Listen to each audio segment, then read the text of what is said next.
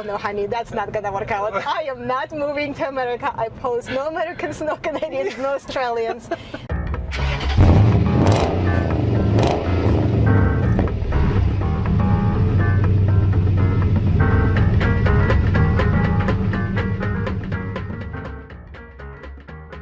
What would possess a smart, beautiful, successful business owner to pack up and move 6,000 miles away from her home? Love, of course. Olena Erickson was a single mom with a full-time nanny to care for her 2 kids, because she was also the successful business owner of 2 busy restaurants. She was doing great financially and enjoyed her life in Ukraine, except she was too busy to date. She hoped to find somebody close to home so she could maintain her businesses. What she found was a man who lives in Farmington, which was way too far for her liking. Love won her over, and now she's become a jewel in our community for over 10 years now.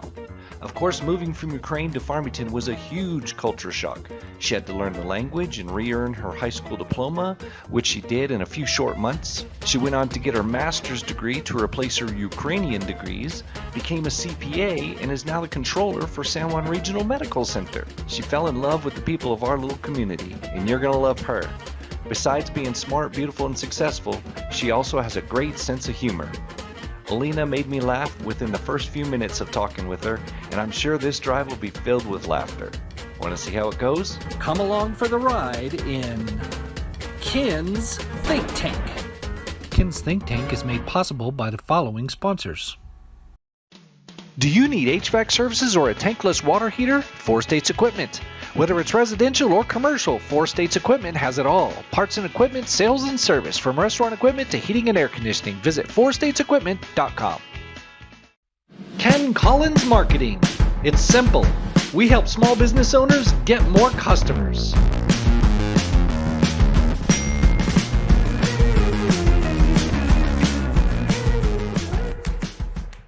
Show our sponsors some love. If you're watching the video, show us some love by smashing the like button. And remember, the views and opinions expressed on Ken's Think Tank do not necessarily reflect those of our sponsors. You moved from Ukraine straight to Farmington. Is that the reason why you moved? Is meeting your husband? Yep. Is it really? Yep. So how did that work? What was that? Well, it's not meeting my husband because I met my husband. Well, we met online, and the only profile restrictions I had was no Americans, no Canadians, no Australians. Yeah. And he did not read. So he's like, she don't know what she's talking about. And so I post the most probably unappealing pictures. I post from the camping with my friends on Sunday morning because it's how I wake up at home. Right. You know? So it's like, if you're gonna like me this way, you're gonna like me on any way. Because I don't look like I look today on Sunday morning. Right. Exactly. And well, we start texting each other or whatever through the app and a dating app, and a couple of days later, when the conversation was going well, because you have to have basic common sense like religion, kids, sure, money, family, whatever. If you have a major issues kind of in common, then it's probably okay to start the longer conversations. So I was asking him, like, it's going so well, so where are you exactly from? He's like, I'm from New Mexico. I was like, well, what part of England is that? Because I assume he speaks English, so he's like, well, that's New Mexico is the state in the United States, and I was one of those who has no idea that New Mexico is a state. Right. Like, it's just a lot of people in the U.S. don't understand that. I know. Yeah. I went through customs once, and I can tell you the story when people were like amazed that, so where do you work in Mexico? I was like, I never been to Mexico, and look at my driver license at each other, and they thought I'm an idiot. So just let me go. Yeah. But goes back to the conversations. I'm like, well, I understand you were born in New Mexico, but where in England do you live? Right. Like, well, I live in New Mexico. I was like, oh no, honey, that's not gonna work out. I am not moving to America. I pose no Americans, no Canadians, no Australians. That's not gonna work. Well, he did not listen again. Of course. He bought tickets and flew in like a couple of days later. Yeah. And he did not just flew in to meet me, he flew in with a ring. Really? So yeah, and of course I was gonna say no, but here I am Right. 11 years later, so you know the end of the story. Yeah. That's how it's Yeah, ended. the heart does not listen to your brain. No, because when you're like logically evaluating your decisions prior, you're like, I could never ever possibly make that decision, but we did, you know. Right. I guess that's how we fall in love, have kids, and get married, because we don't think, right? Exactly. Yeah. And later you think to figure this out, how to make it work all together.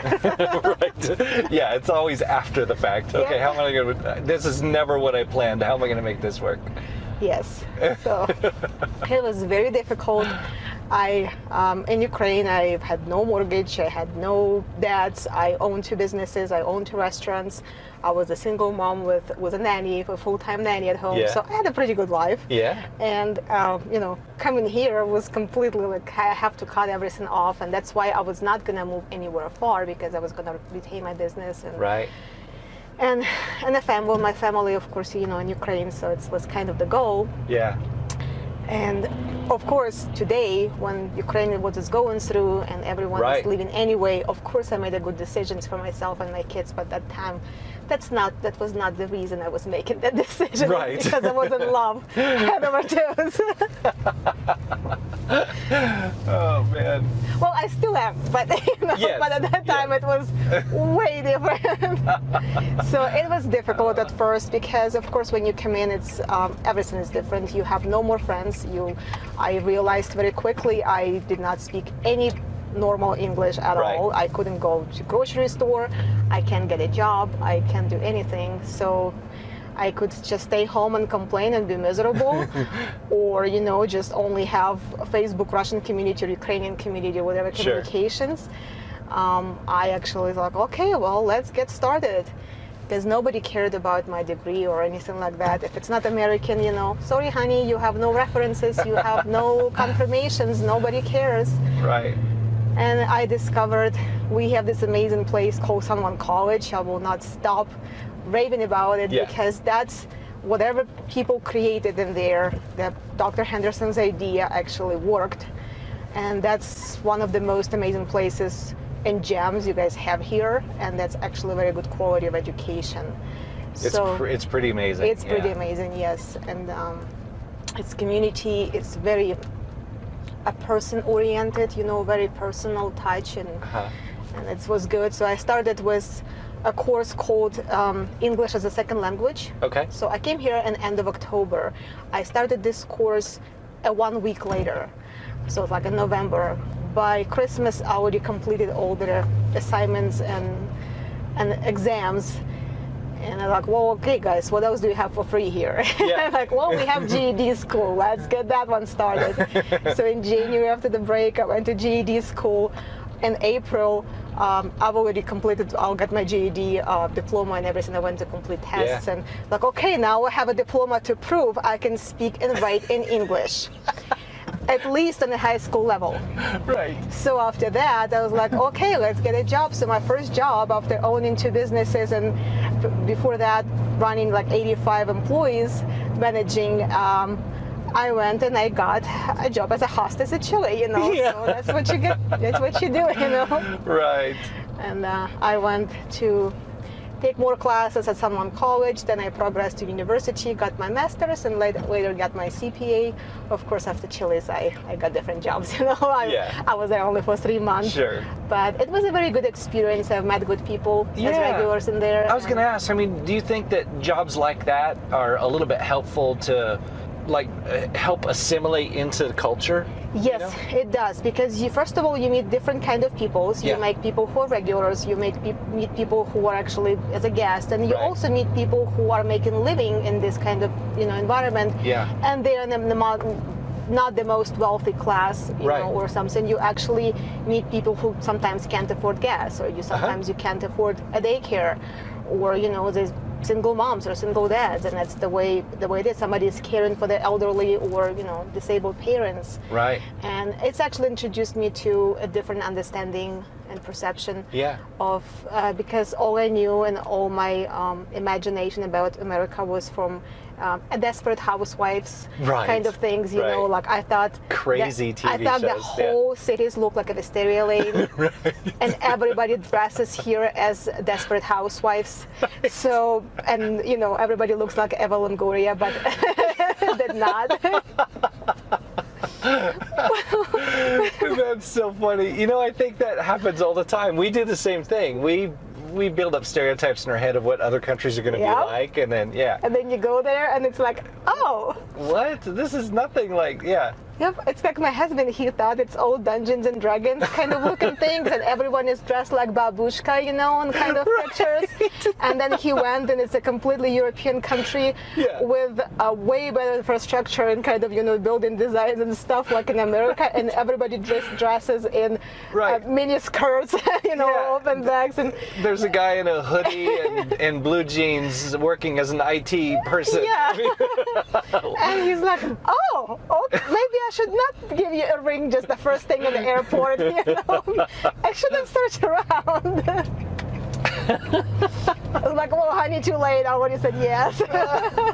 You're stuck with me now, Yep. buddy. Oh, that's awesome. So what is Ukraine like? Explain that to me. Well, Ukraine is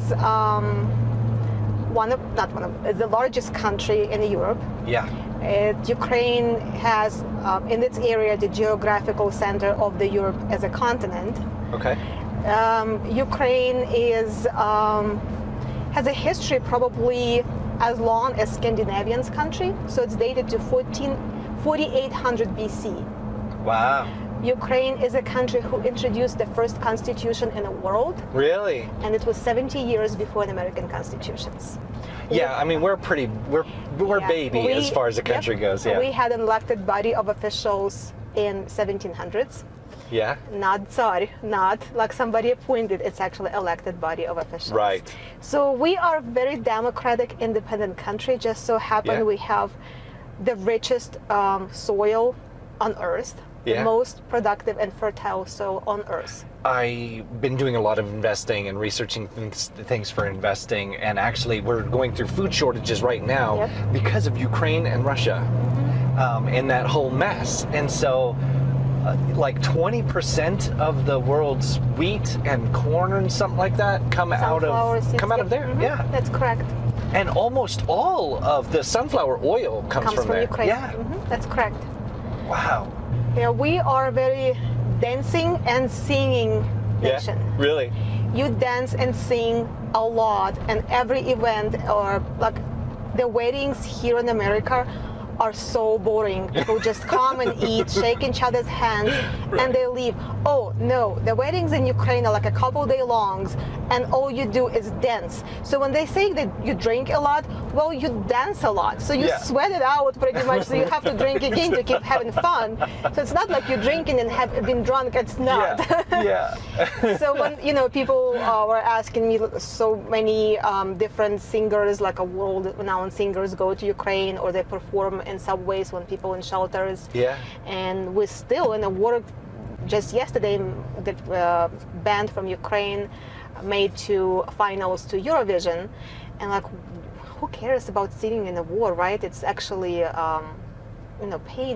You shouldn't do that. Right. Like, no, that's only way to survive is to have fun, still be able Yeah. to remain your culture, because that's Yeah. who we are. Yeah. Is there a lot of traditional like songs and dance, or also modern, or is it like a mix? In weddings, it's mostly more folks and traditional kind of songs. Right. So there are some modern, but it mostly it's not that common. But like generally as a culture, like dance clubs and things like that, is that kind of big? Well, that's different. Okay. Because when I came here, I was like 33 years old, and I was still considered okay age to go to nightclubs. Absolutely. And I was asking my husband, like, you guys have any nightclubs? Would you guys have fun? How do you guys dance here? And he's like, well, I've never danced in my life, first of all. Yeah. And I'm like, what did you do when you were a teenager? Right. And he like, go to choke cherry. I'm Yeah. like, that's unsafe. And he's like, no, honey, the dance club is unsafe. I was like, how is it unsafe? Yeah. Well, they sell drugs there, and he was trying to tell me this story, and I couldn't believe, because back in Ukraine, the nightclubs are actually the safest place you can send your teenagers. Really? First of all, That's the nightclub is absolutely supervised by guards. Yeah. They have full liability for whatever happens there. You come in, you get your ID, and based on your age, you have a drinking restrictions or not. You only have a wristband with a QR code or a scan code, Okay. and you put money in your account. You will not be charged to your credit card, anything. You put money in, and you just charged as you go. And they know by your wristband if you're allowed or not to drink alcohol. Nobody's gonna serve you alcohol. And there's a balance on your kind of your account and everything. And your account will never go down lower than it cost based on your ID to deliver you to registration address. Right. So the security guard, anytime you behave unwell or you are drinking too much, they call a cab, they use that balance in your account, they put you in a cab and send you home. Oh my God, that's amazing. Yes. They have metal detectors in every entrance. The security guard are allowed to search any of your personal belongings like purses or pockets. And if you're not okay with that, well, don't come in. Yeah. There's no fights. There is nothing going on. If everybody drinking too much or somebody is, first of all, guys can buy girls drinks. It does not mean you have to go somewhere with those people. Right. You just together having fun, and they buy you drinks or whatever they want to buy for you because they want to have a good time. They like you. They want to dance together. Yeah. Whatever. It does not mean you're obligated to do something with someone for a glass of wine. Believe me, that's not the case. And nobody even expects that. Wow. So it was completely different for me because the nightclub, the only place probably I would allow my daughter to go safely, definitely not to a choke cherry. See, it's things like that when you're having this initial conversation with your husband, and you're like, "What? No, that's dangerous." It's so opposite. Yeah. I had to evacuate my mom. She spent her 80th birthday in the basement, going under bombing, and then we have to evacuate her like almost 2 months later after the war started to Warsaw, and moved her here currently. She has visited several times. She never intended to move or anything, and she always had two-way tickets, but that's the first time she actually has no certain date to come back. Right. For current circumstances. That was going to be my next question. Is I'm sure you had family and friends and things like that in Ukraine. So is it just your mom there, or? Well, my mom here. My brother is actually, and his family is there. Okay. He stays because he's under age of 65, so he can be called to military at any time. That's the law in Ukraine. If you're between age 18 and 65, you can't leave the country. But his family has left, and they live in Poland currently. Some of my friends moved, some of my friends stayed, or just moved to somewhere in safer part of Ukraine, like the western part. Sure. Currently, it's unsafe anywhere. Yeah. Did you say that you had a business and like 2 restaurants or something? What was the deal? What were your restaurants? I actually had 2 restaurants, which was a full-blown adult restaurant with barbecue and outdoor patio and stuff like that. Was accommodating weddings. We had weddings almost every weekend, anniversaries, whatever. It was almost booked for private events almost every weekend. And the second restaurant was alcohol-free, which is a bakery and children's cafe, which was built in the theme of the pirate ship. So you have a second story with the pirate hats taken out. It was all placed with animations coming up. The people's dressed as a pirate. You can have birthday parties and stuff. And we had a bakery which was accommodating for outside cakes and wedding cakes and things. And it was very successful. How cool is that? I was a manager of logistics and marketing department for a big dairy manufacturer. Yeah. So I was managing about 85 people who are drivers, sales people, line people, the production people, and so forth. Wow. And you just gave it up to like... Yeah, I told you sometimes you make decisions. Moved to Farmington with a guy from the United States, which you swore you would never do. Yes, because I was so busy person that couldn't afford vacations. If you have a business, you have to be there 24/7. Otherwise, it's not gonna run well. So I had a nanny taking care of my kids and my mom helping, and I was sometimes would go on the dates because I was single mom for a long time, and my mom, you have to date, you will end up with TV, your kid's gonna grow up, So I would go on a date, and you have to spend at least 2 hours of your day to listen to someone who's completely uncompatible. And I have to smile like I like the joke. And the guy knows we're never gonna meet again. I know we're not ever gonna meet again, but we both act for 2 hours to be nice. And it's like, I can't waste that time anymore. I just cannot waste that time. So I went to the dating agency, paid them money to do the psychology test, create me whatever profile, whatever they need. And they had a hard time to find somebody compatible to me, because I'm apparently not a nice and very direct person.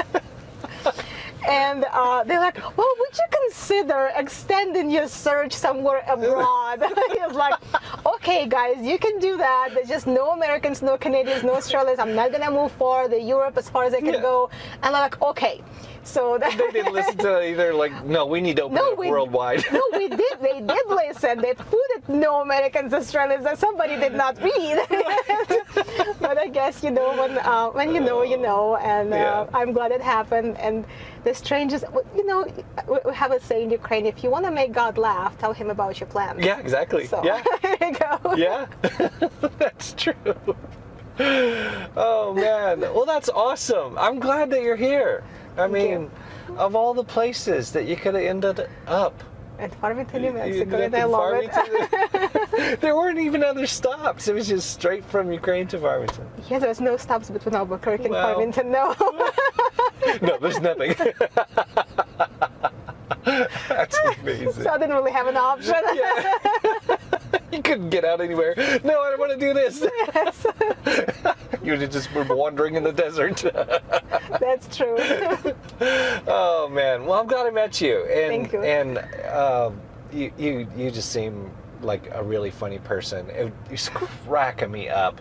You're trying to explain to me where this parking lot was to meet you, and I don't know what each parking lot is named, but you're telling me that the corner, and then you're kind of explaining the things around that corner again. I know the helipad, but you said something about the morgue, and I don't know where the morgue is. And behind you. Just right, okay. And so, I don't know, so you're telling me all this stuff. And so then I just love your accent. You said, so yes, you'll meet a Ukrainian woman in Farmington at morgue. It'll be good. I was like, that's amazing! Yes. So, just the sense of humor is brilliant. Love it. That's what makes us survive any situations, good or bad. The humor always helps. Sure, yeah. And the best way to handle humor is to laugh about yourself. At yourself, yeah. Yeah, if you can't laugh at yourself, you're too wrapped up in yourself. That is true. Yeah, that's very And if you get offended when somebody makes fun of you, well, it's not good too. I mean, yeah.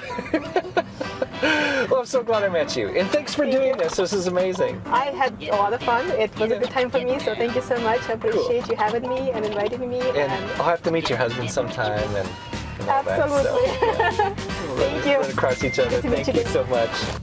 Ken's Think Tank is made possible with help from these fine sponsors: Basin Home Health and Hospice,